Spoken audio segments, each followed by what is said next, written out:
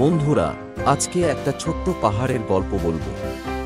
পাহাড়টি যে নামে পরিচিত, সেই কথার অর্থ হল রত্ন পাহাড়। একটি ধ্বংসপ্রাপ্ত মহাবিহারের স্থান, যা একসময় ভারতের আধুনিক ওড়িশায় প্রধান বৌদ্ধ বিহার ছিল। এটি জাজপুর জেলার ব্রাহ্মণী ও বিরূপা নদীর মাঝখানে অবস্থিত একটি পাহাড়। এটি ললিতাগিরি এবং উদয়গিরি সহ এলাকার অন্যান্য বৌদ্ধ স্থানগুলির কাছাকাছি এবং রাজ্যের রাজধানী ভুবনেশ্বর থেকে ১০০ কিমি এবং প্রাক্তন রাজ্যের রাজধানী কটক থেকে ৭০ কিলোমিটার দূরে অবস্থিত।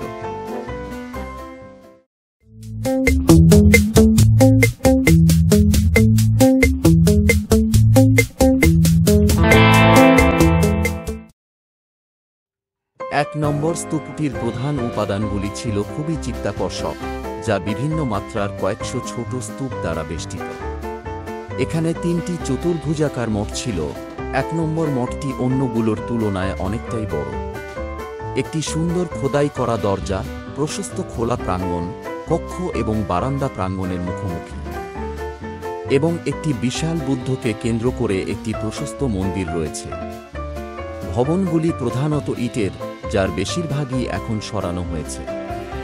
তবে দরজা, স্তম্ভ এবং ভাস্কর্যগুলি বেশিরভাগই দুটি ধরনের পাথরের ওপর খোদাই করে করা। এগুলি হল নীল সবুজ ক্লোরাইট এবং স্থানীয় খন্ডালাইট, বড়ি রঙের ওভারটোন সহ একটি গার্নিফারাস জিনিস। প্রত্নস্থলে খনন করে প্রায় ২৭টি ব্রোঞ্জ ও পিতলের মূর্তি সহ পাথরের বিপুল সংখ্যক ভাস্কর্য পাওয়া যায়, যার বেশিরভাগই গুপ্তোত্তর শৈলীতে তৈরি।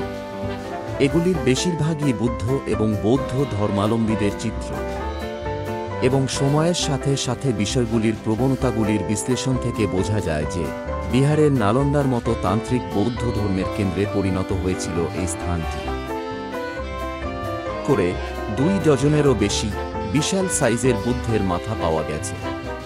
৩টি মঠের মধ্যে প্রথমটি যে সবথেকে বড় তা আগেই বলেছি। এই মঠটির সামগ্রিক আয়তন ৫৫ বর্গমিটার।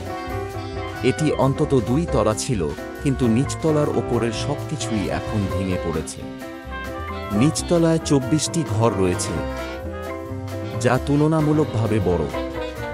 সম্ভবত একাধিক সন্ন্যাসী এখানে বসবাস করত। একটি ঘর মঠের কোষাগার হিসাবে ব্যবহৃত হতো। এগুলি জানালাবিহীন এবং কাঠের দরজায় সম্ভবত তালা লাগানো থাকত।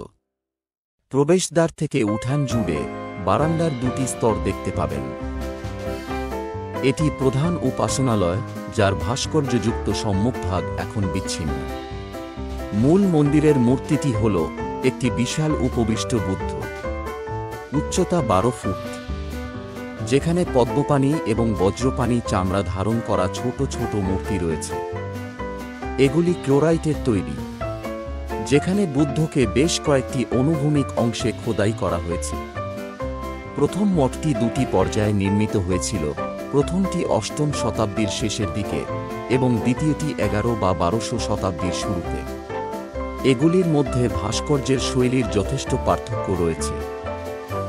পণ্ডিতেরা সাধারণত পরবর্তী কাজটিকে নৈতিক এবং শৈল্পিক উভয় মানদণ্ড হ্রাসের প্রতিনিধিত্বকারী হিসাবে দেখেছেন, কারণ পরবর্তী কাজে কিছু কামোত্তেজক দৃশ্য অন্তর্ভুক্ত রয়েছে। মঠের প্রধান প্রবেশদ্বারটি একটি খোদাই করা ক্লোরাইটের দরজা, যা বাইরের প্রাচীরের ওপর সেট করা হয়েছে, যা মূল নির্মাণের চেয়ে পরবর্তী পর্যায়ে ভিন্ন পাথরের তৈরি।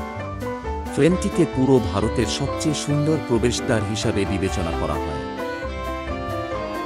৩টি প্রধান অংশ রয়েছে। সবচেয়ে অভ্যন্তরীণটি একটি জটিল ফোলিয়েটেড অ্যারাবেস্ক প্যাটার্ন, যার সাথে একটি পাতলা লতা জড়িয়ে রয়েছে। এরপরে আসে স্টাইলাইজড পদ্মের পাপড়ি সহ একটি জোন। বাইরের দিকের উপাদানগুলি সবুজ ক্লোরাইটের তৈরি, সঙ্গে লাল পাথরও রয়েছে। কিছু দেহ অর্ধেক এক পাথরে এবং অর্ধেক অন্য পাথরে। উপরের লিন্টেল জুড়ে বিদ্যাধরের পরিসংখ্যানের একটি স্বস্তি ছিল, যার মধ্যে কেবল পা অবশিষ্ট রয়েছে। কেন্দ্রে গজালক্ষ্মীর একটি ইনসেট রয়েছে, যা হিন্দু ধর্মালয় থেকে ধার করা। পাশের নিচে ২টি প্যানেল রয়েছে, যার প্রতিটিতে ৪টি করে হালকা পোশাক পরা মূর্তি রয়েছে, একটিতে একটি ছাতা রয়েছে। সবচেয়ে ভিতরের পরিসংখ্যান হল ঝুঁকে থাকা বড় পুরুষ।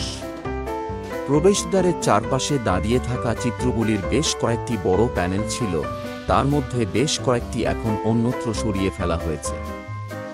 বাইরের দেয়ালে শুধুমাত্র একটি জায়গায় অবশিষ্ট রয়েছে মহিলার চিত্র, একটি ফুলের ডাল ধরে এবং তার ডান হাত দিয়ে বরদ মুদ্রা তৈরি করছে।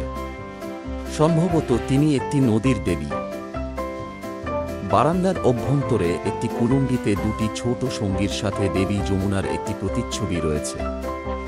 অন্যদিকে সম্ভবত একটি মিলিত গঙ্গার প্যানেল ছিল, কিন্তু এটি এখন অনুপস্থিত।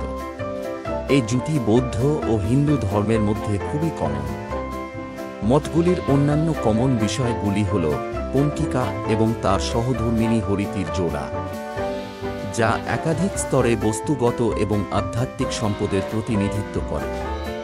এই স্থাপত্য শৈলী দেখায় যে এগুলি ভুবনেশ্বরের বইতলা দেউলা হিন্দু মন্দিরের ভাস্কর্য, যা একই সময়ে তৈরি করা হয়েছিল। এর উঠানে একটি বড় বারান্দা ছিল, এখন বেশিরভাগই বিলুপ্ত হয়ে গেছে। সম্ভবত ইউরোপীয় খ্রিস্টান মঠের মতো প্রভাব ছিল। একটি অংশ একটি কেন্দ্রীয় দরজার উভয় পাশে তিনটি কুলুঙ্গি দ্বারা সংলগ্ন অনুপস্থিত উপাদানগুলিকে মিলিত আকৃতির কিন্তু অসজ্জিত পাথরের খণ্ড দিয়ে প্রতিস্থাপন করেছে। এটি একটি পরবর্তী সংযোজন ছিল। এখনও কি পাহাড়ের নামটা আন্দাজ করতে পারেনি? যদি করে থাকেন তবে চটপট কমেন্ট করে জানান। মঠ 2, মঠ 1-এর পাশে কিন্তু অনেক ছোট। একটি কেন্দ্রীয় পাকা প্রাঙ্গণ রয়েছে, যার চারপাশে স্তম্ভযুক্ত বারান্দা রয়েছে, যার চারপাশে 18টি কক্ষ রয়েছে। একটি কেন্দ্রীয় মন্দির রয়েছে, যেখানে ব্রহ্মা এবং শাক্রা দ্বারা সংলগ্ন ভারদা মুদ্রায় সাক্ষ্যমণির একটি ছবি রয়েছে এবং বিস্তৃতভাবে অলঙ্কৃত প্রবেশদ্বার রয়েছে। এটা শুধুমাত্র একটি একক গল্প ছিল। মনাস্ট্রি 3 উত্তর পশ্চিমে একটি ছোট টিলার উপর অবস্থিত। প্রধান স্তূপটি 9ম শতাব্দীর এবং সম্ভবত এটি আগের গুপ্ত যুগের স্তূপের জায়গায় নির্মিত হয়েছিল। এটি সাইটের সর্বোচ্চ উচ্চতায় অবস্থিত এবং একটি বর্গাকার ভিত্তি রয়েছে। ধর্মীয় প্রদক্ষিণা বা প্রদক্ষিণ করার জন্য প্লিন্থ এবং বাইরের প্রাচীরের মধ্যে একটি পথ ছিল। এটিও একটি পরবর্তী সংযোজন ছিল। বোধিসত্ত্ব বজ্রপাণি এবং পদ্মপাণির বিশিষ্ট সুসংরক্ষিত স্থায়ী মূর্তিগুলি একটি বারান্দায় কুলুঙ্গিতে পাওয়া যায়। স্তূপটি অনেকগুলি ছোট স্তূপ দ্বারা বেষ্টিত, 4 বা তার বেশি মিটার উঁচু, কিন্তু বড় সংখ্যাগুলি 1 মিটারেরও কম উঁচু। ছোটদের অধিকাংশই একপাশে একটি কুলুঙ্গিতে উপবিষ্ট দেবতার মূর্তি দেখায় এবং অনেকগুলি তাদের খাদের চারপাশে পদ্মের পাপড়ি এবং পুঁতিযুক্ত ট্যাসেল দিয়ে সজ্জিত। এগুলি বেশিরভাগই পাথরের এক টুকরো থেকে খোদাই করা হয়। অনেক ভারতীয় বৌদ্ধ সাইটের মধ্যে কিছু রয়েছে, কিন্তু রত্নগিরিতে মোট 700টিরও বেশি রয়েছে, যা একটি ব্যতিক্রমী বড় সংখ্যা। কিছু অসমাপ্ত উদাহরণ পাওয়া গেছে, যার মধ্যে রয়েছে চিত্রটির জন্য স্থান ফাঁকা রেখে গ্রাহক যখন দেবতা বেছে নেয় তখন শেষ করা হয়। পাহাড়টির নাম হল রত্নগিরি, যেখানে প্রতি পদক্ষেপে প্রাচীন ইতিহাসকে খুঁজে পাবেন। এখানে মোট 1386টি মাটির শিল পাওয়া গেছে, যার অধিকাংশই কিংবদন্তি শ্রী রত্নগিরি মহাবিহারিয়া আর্যভিক্ষু সংস্থা, যা রত্নগিরি মঠের নাম শনাক্ত করতে সাহায্য করেছিল। একটি মন্দিরকে ধর্ম মহাকাল মন্দির হিসাবে হিন্দু ব্যবহারে রূপান্তরিত করা হয়েছে। এটি একটি আগের স্তূপের উপর নির্মিত হয়েছিল এবং পরে স্থানান্তরিত হয়েছিল এবং পুনরায় স্থাপন করা হয়। এটিতে মঞ্জুশ্রীর একটি বৌদ্ধ স্থায়ী চিত্র রয়েছে। এর ভিডিওটা একটু ইতিহাস কেন্দ্রিক ছিল। যারা ঐতিহাসিক জায়গা দেখতে ভালোবাসেন তাদের নিশ্চয়ই ভালো লাগবে। আর ভালো লাগলে অবশ্যই সাবস্ক্রাইব করবেন, লাইক দেবেন এবং শেয়ার করবেন।